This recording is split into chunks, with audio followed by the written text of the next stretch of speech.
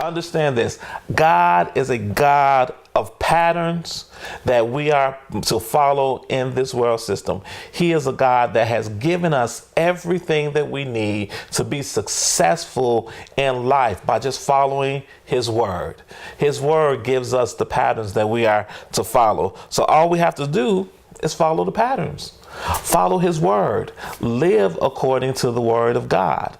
So what does that have to do with worship? It has everything to do with worship, because worship has a pattern also. And it's right here hidden in the word of God for us to follow. You know, we've been so liberal to be able to just say, well, you know, this is how I see worship. This is what I see worship to be. And this is how I see worship to be. But, you know, God has a set pattern outside of our patterns that he has established in the word of God for us to follow. And he does that. Why? Because if we live according to our own will, everybody will have their own idea and their own concept of how something's supposed to go, because we have our own wills.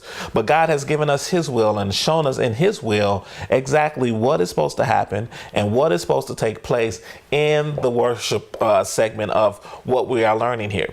So I want you to really just open your mind and really begin to see that there's something more than what we know.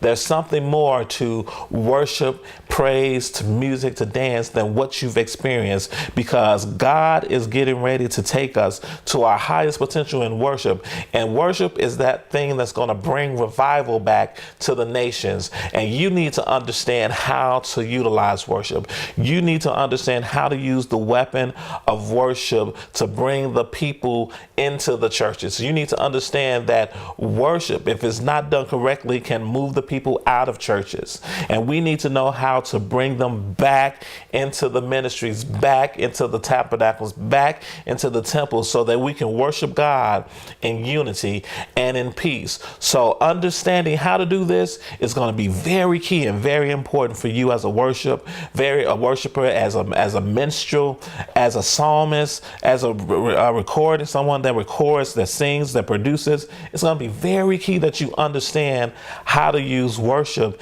in this day and time. And yes, this has been a revelation that's been hidden to most people. Why? Because you haven't been looking for it. But now God has brought it out to the open so that you can understand that you have to be a true worshiper. And we find that over in John, the 4th chapter, the 24th verse, and it says that now is the time and now is come that the true worshiper shall worship him in spirit and in truth, for the Father seeketh such to worship him. And that's, he said, the true worshipers.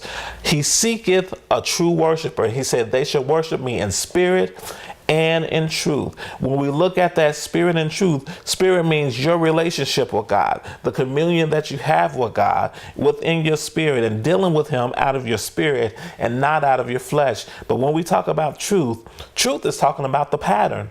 It's talking about the word of God. It's talking about the pattern that he set forth in his word to use. So you can't have one without the other. You can't worship him in spirit and not have the truth, because you need both of them together in order to accomplish the goal that he said. So he said spirit and in truth. And he said, now is the time. Now is that time that you are to worship him in spirit and truth. And he is seeking you out.